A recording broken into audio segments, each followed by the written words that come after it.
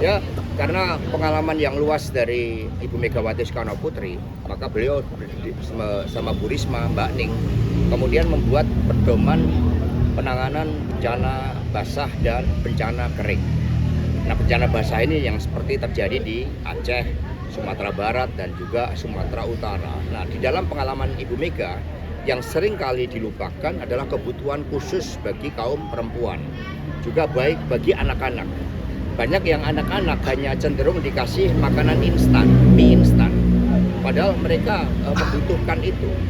Bahkan kemudian Ibu Mega juga sampai merancang suatu rumah darurat itu untuk pendidikan anak-anak yang terhambat akibat bencana ini. Maka Mbak Esti, pimpinan Komisi 10 yang ditugaskan agar proses pendidikan itu bisa berjalan dengan baik di dalam rumah-rumah darurat, agar mereka juga sekaligus dipersiapkan untuk proses healingnya. Jadi inilah yang secara detail dilakukan oleh partai. Kita melakukan berbagai gelombang turun ke rakyat. Yang pertama itu langsung oleh Bu Risma, kemudian Mbak Rifka Ciptaning, ada Bu Wiwi, kemudian gelombang kedua itu Pak Ganjar juga bergabung beserta dengan anak-anak muda seperti Seno. Nah, kemudian bersama dengan seluruh jajaran partai. Bahkan peringatan Natal pun itu nanti akan dilaksanakan di daerah Tapanuli, tempat Pak Masinton.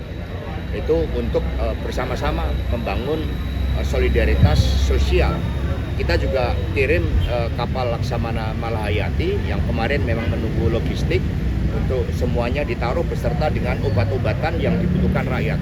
Jadi segala sesuatunya dipersiapkan secara detail oleh Badan Penanggulangan Bencana PDI Perjuangan. Ya, terakumulasi, ya baik dari sisi relawan kesehatan, termasuk ini dari dokter-dokter diaspora yang tadi juga menyerahkan bantuan, mereka bergotong royong dan mereka mengintegrasikan dalam gerak kemanusiaan karena ini untuk rakyat.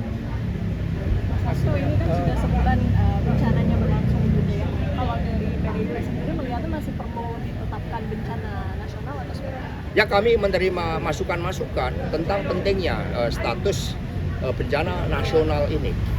Karena di situ juga akan menggugah kesadaran kita bahwa bencana ini diawali dari kerusakan ekologis akibat suatu kebijakan-kebijakan untuk mengkonversi hutan. Maka pada masa Ibu Mega, moratorium hutan itu dilakukan dan menjaga ekosistem hutan itu bagian dari kehidupan kita.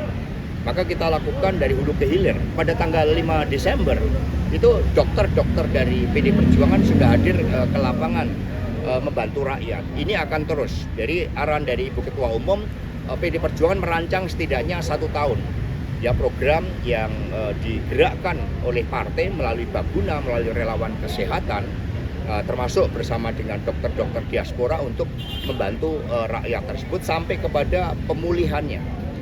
Nah, hari ini kita juga terus tim psikolog itu juga kami persiapkan nanti untuk dihadirkan untuk membantu rakyat. Trauma healing itu jadi suatu hal yang penting juga untuk dilakukan.